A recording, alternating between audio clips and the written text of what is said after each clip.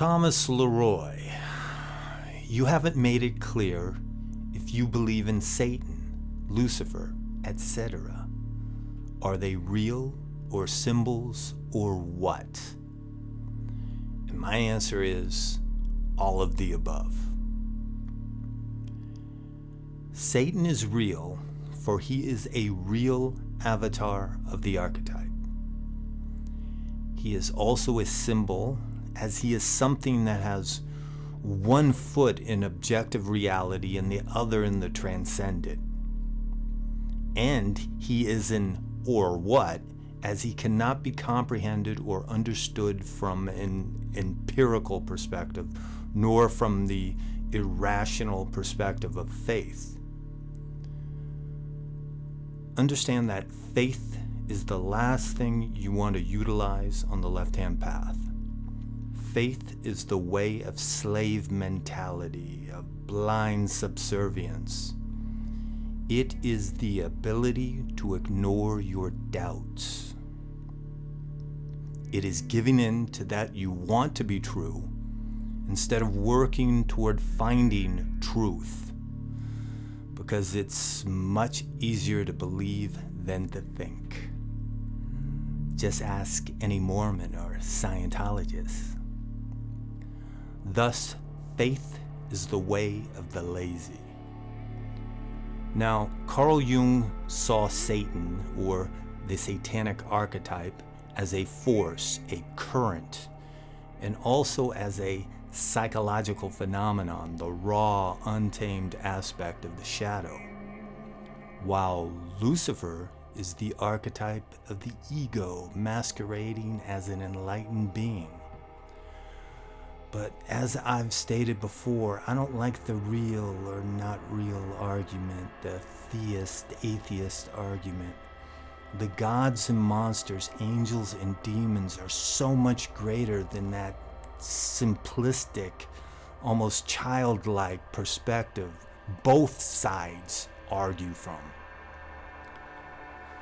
But due to the culture we here in the Western world have been raised in, we have a bad habit of glancing at a crystal clear lake and either seeing what's only on the surface or what's only on the bottom, and missing what's going on in between, the beauty and the life.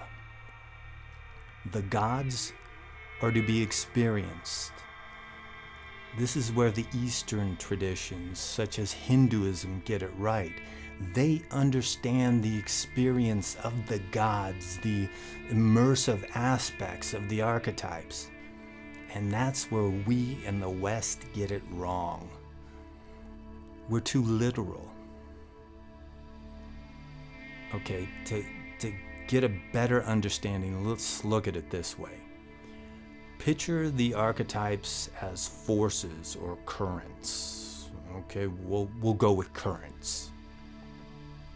And it's possible these currents have been around way before us and will exist long after us, waiting for that next group of sentient beings to come along and be moved by them, because that's what currents do.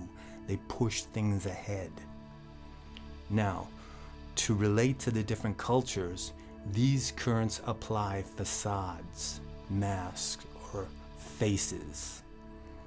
And for one specific current, it sometimes wears the mask of Ahriman, sometimes Set, sometimes Satan, depending on the time period and culture.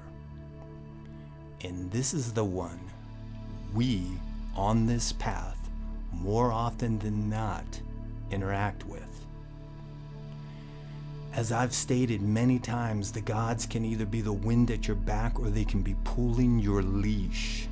That current, with its many faces, is the wind at your back, or it better be, because if you're praying to one of its faces, begging it to save you or give you whatever, I just hope your dog collar isn't too tight.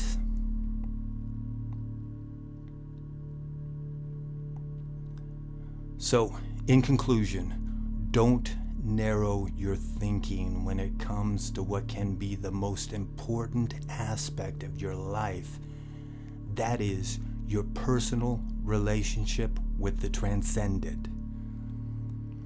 Because it's not about what's real or not real, but what you get out of it, what you get out of your journey on this path. Until next time, my friends.